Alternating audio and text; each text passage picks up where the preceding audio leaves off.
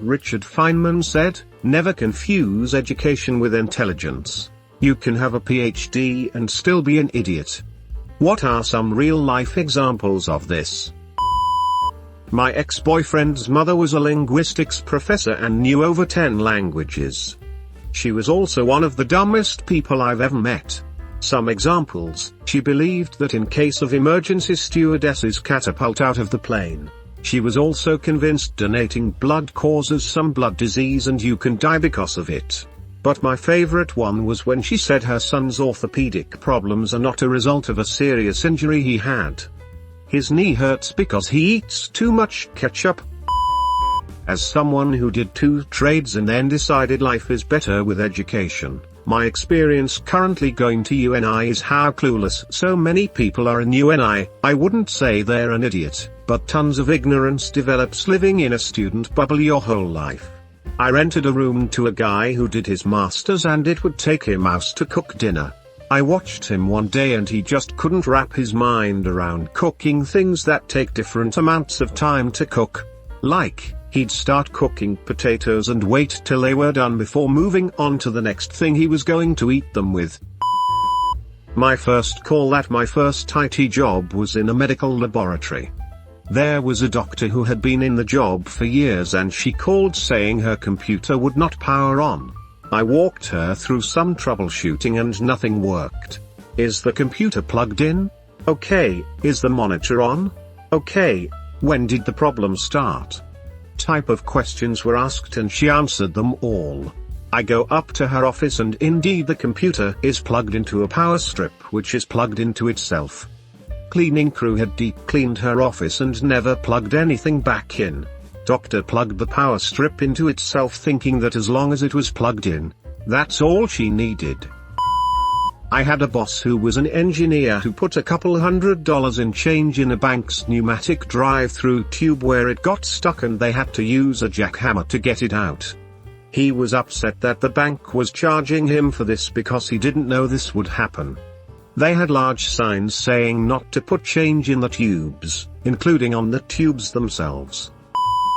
I went to 3 ERs when I felt something was wrong with my arm. It felt like a bug bite day 1 and by day 4 a bungee cord from my elbow to my wrist. 3 doctors said it was a skin irritation or dermatitis. I kept telling them something was wrong. I have no medical degree.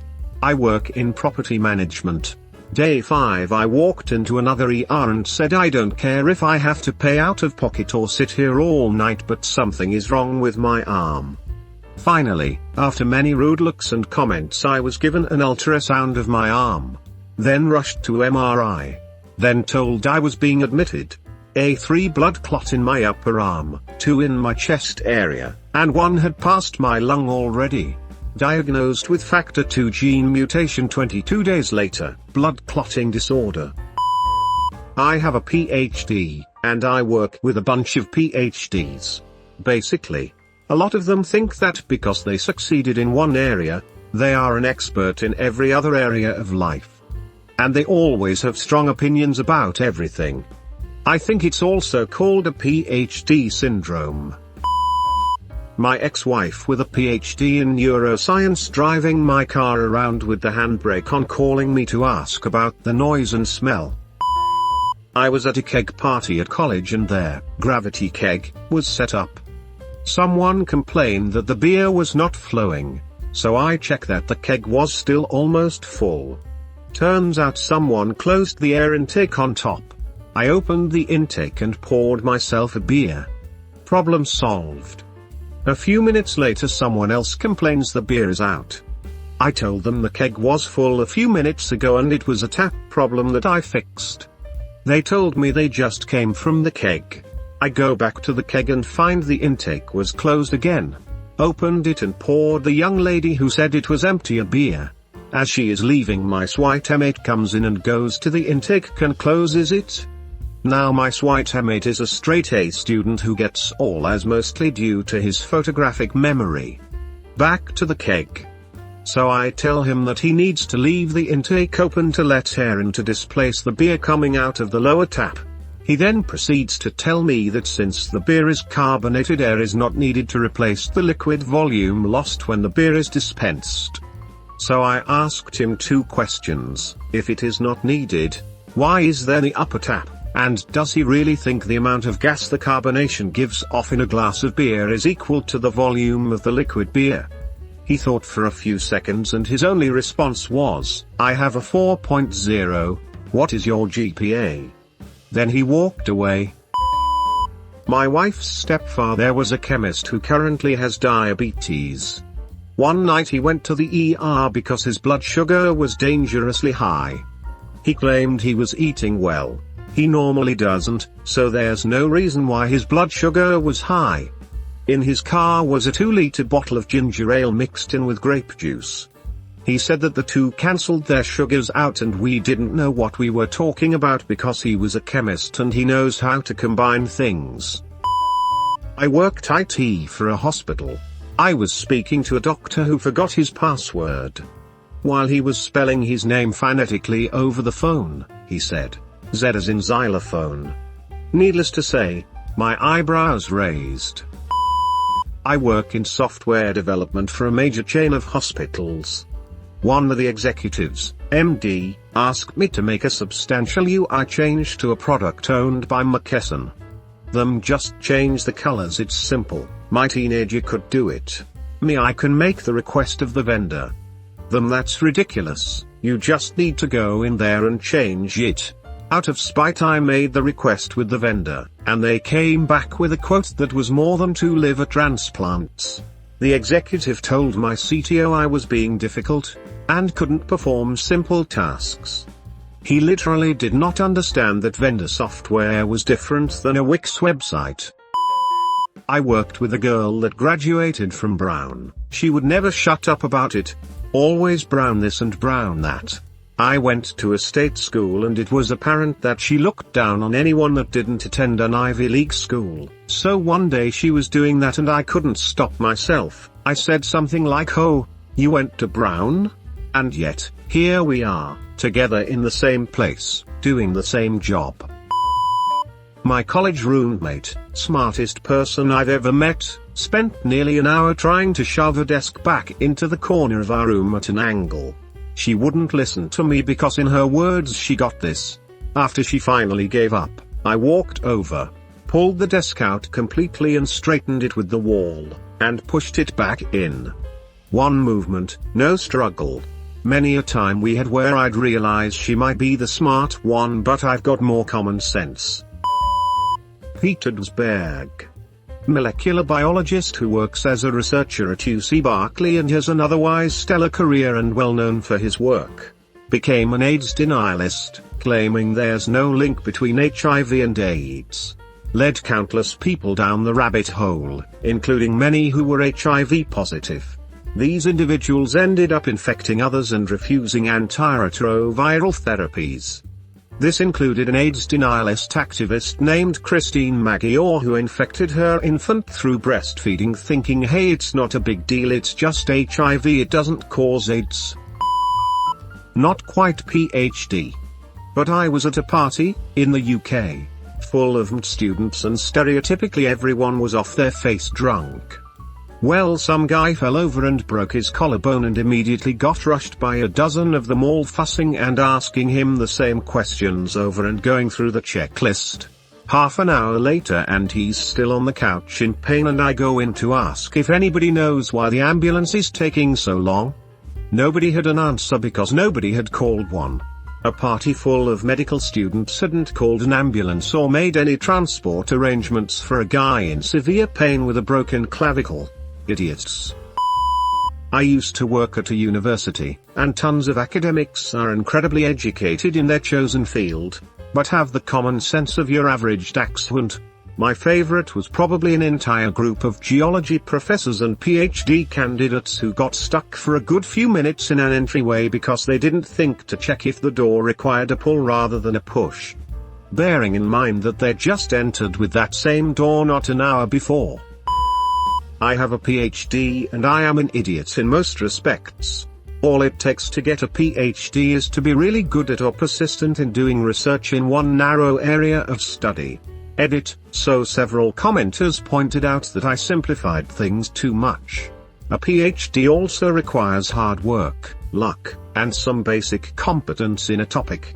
But that doesn't preclude one from being completely clueless in other aspects of life. This is basically what The Best and the Brightest by David Halberstam is about. It tells the story of how the Kennedy and Johnson administrations got the United States into the Vietnam War, and it particularly zeroed in on Secretary of Defense Robert McNamara. He kept escalating the conflict at every turn, and if you questioned him he could bury you in data showing that the US was winning the war and the Defense Department just needed more troops and more money to put us over the top. I'm grossly oversimplifying a great book, but that's the gist of it. A great companion piece to the book is a documentary called The Fog of War by Errol Morris. It's a one-on-one interview with Robert McNamara filmed near the end of his life where he ruminates on the lessons he's learned. After watching it, 90% of people come away from the experience thinking that McNamara is a particularly intelligent and sagacious man, even though there's a mountain of evidence showing that that's not the case. As someone who works security in a hospital, I can say a good 90% of the doctors there are smart but lack any type of common sense, and sometimes I wonder how they function on a day-to-day basis. Edit, I also forgot to mention I'm almost 2 years in a relationship with a pediatric cardiologist, and it's as shocking at home as it is with the ones I work with, but I can't say it's boring. I work in pension administration and one of our clients is one of the best universities in the world, and I 100% feel this comment. Some of the professors I deal with have clearly graduated college, done a PhD and then gone straight into teaching, and they just have no understanding of how the world works outside the framework of a university. The one that really sticks with me though is that part of the retirement paperwork we send out contains an explanation of how the early retirement factors work. It says something like if you retire early, your benefit is reduced by X% per month to reflect the fact it will be paid for a longer time. So for a hypothetical accrued benefit of $1,000, if you retire at age 55 your actual payment amount will be $. Dude straight up called in to ask why his actual payment wasn't $1,000 since he didn't retire early, so according to this page it should be $1,000. I'm just like, bro, you never heard the word hypothetical before? Not an answer, but I feel like sharing. I have a bachelor's in creative writing. I went through the worst times of my life getting through college, dealing with depression and missing my friends and family I moved away from, and have nothing to show for it other than a shiny piece of paper saying I did it. 1. My current career uses nothing I learned in college, and I'm trying to get back into writing as a hobby and hopefully find some worthwhile opportunity to actually utilize my education. For years I've been pestered by friends and family. Anytime I misuse a word, don't use proper grammar, misspeak or autocorrect messes up a text, they will be on my ass immediately to say something snarky about that's not how a writer should talk, or wow, it's amazing you got a degree in English with how badly you speak. My go-to response is often something like my text messages aren't being published, shit for brains. It's a really sore spot for me and immediately gets my blood boiling. MBAs are probably the most overhyped group of people on the planet. I'm like 99% certain that nepotism was getting too obvious, so they had to invent an incredibly expensive degree that friends of rich people could get so that they could also get great jobs and become rich.